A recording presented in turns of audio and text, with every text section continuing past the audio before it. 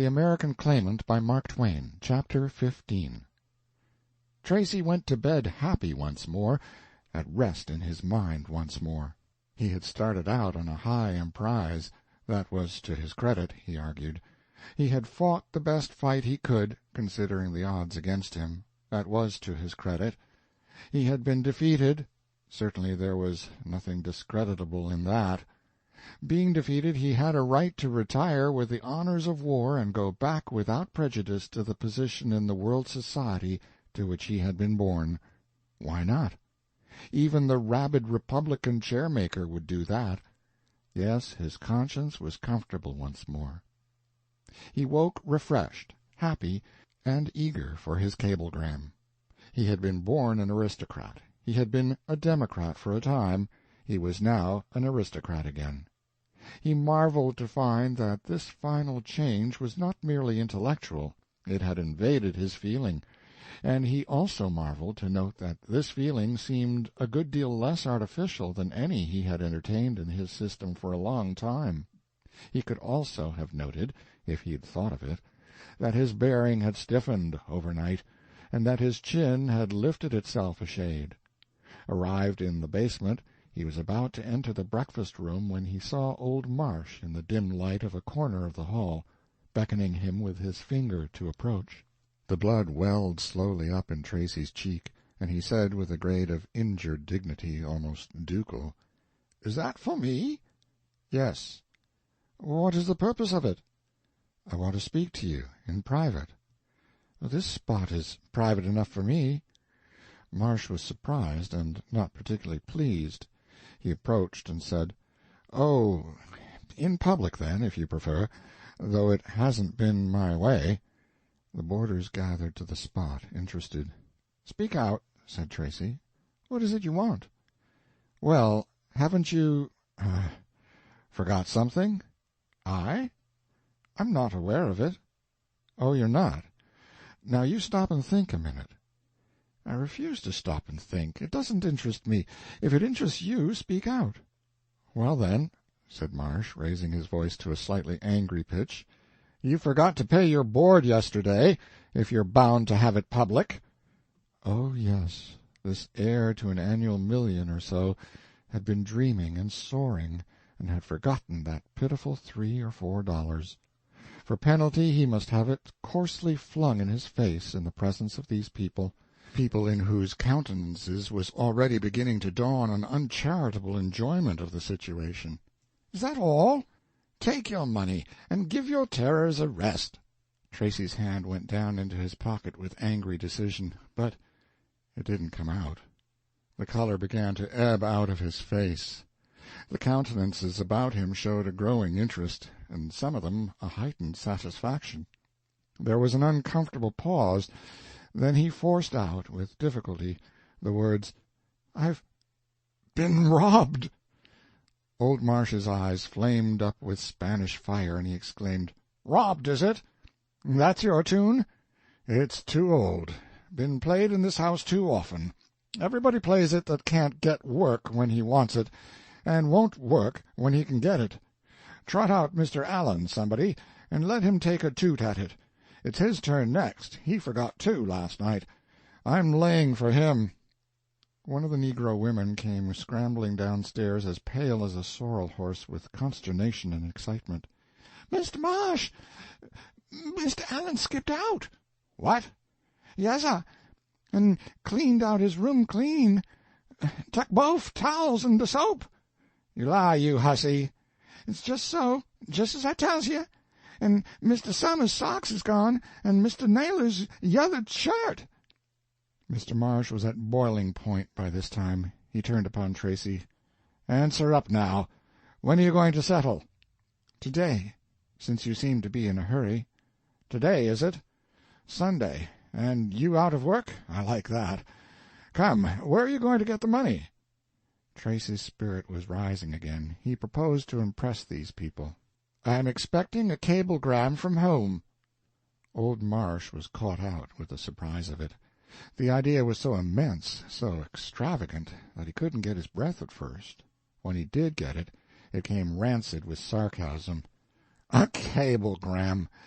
Think of it, ladies and gents, he's expecting a cablegram. He's expecting a cablegram. This duffer, this scrub, this bilk. From his father, eh? Yes, without a doubt. $1 or 2 a word. Oh, that's nothing. They don't mind a little thing like that. This kind's fathers don't. Now, his father is, well, I reckon his father— My father is an English earl.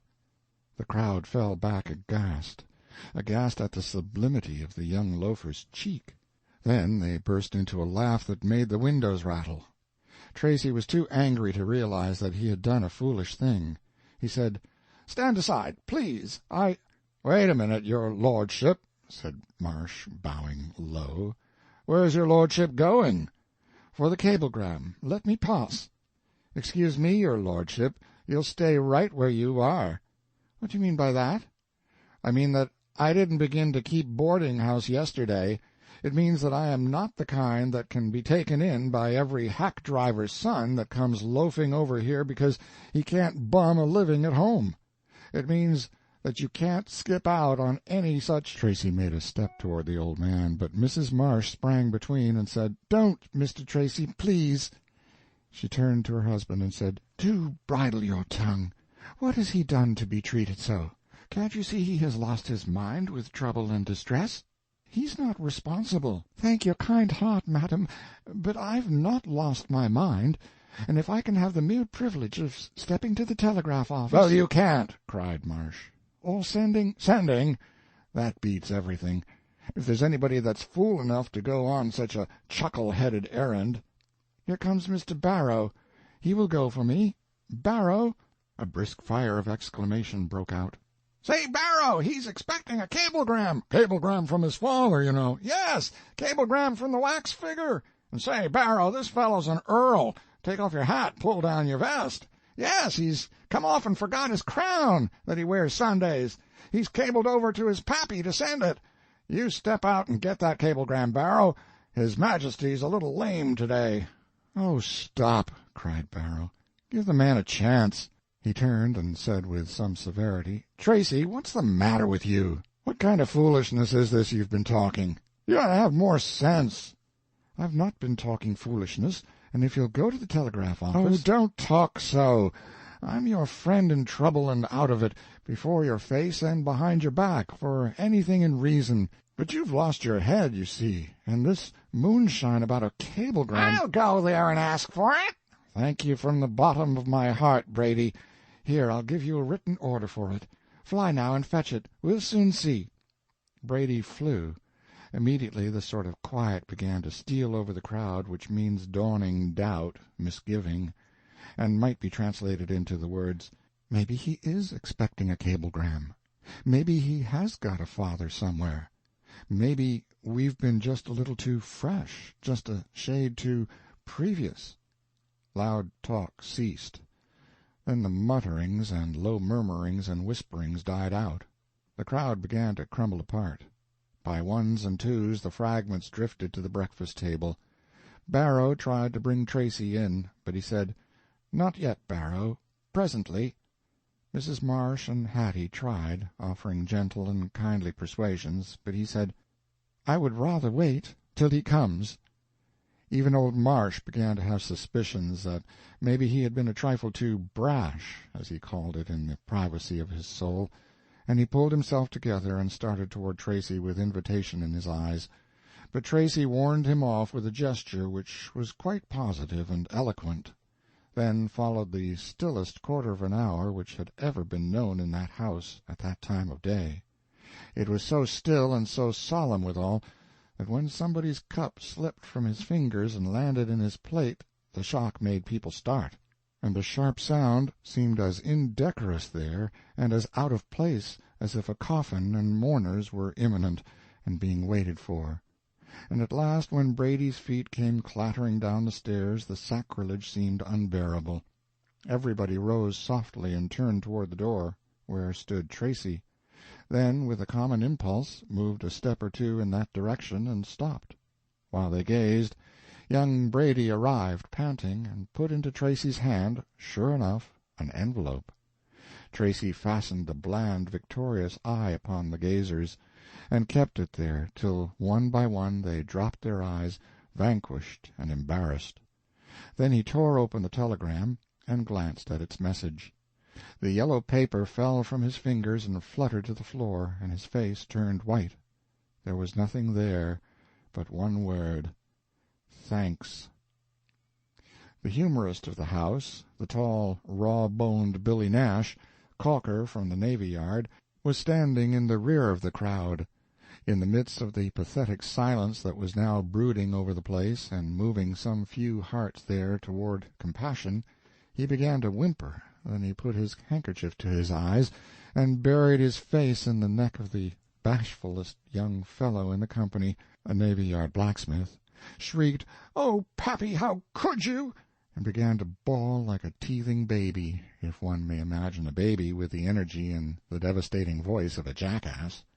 So perfect was the imitation of a child's cry, and so vast the scale of it and so ridiculous the aspect of the performer, that all gravity was swept from the place as if by a hurricane, and almost everybody there joined in the crash of laughter provoked by the exhibition. Then the small mob began to take its revenge for the discomfort and apprehension it had brought upon itself by its own too rash freshness of a little while before. It guyed its poor victim, baited him, worried him as dogs do with a cornered cat.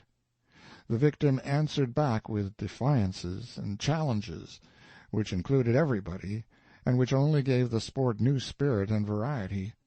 But when he changed his tactics and began to single out individuals and invite them by name, the fun lost its funniness, and the interest of the show died out, along with the noise.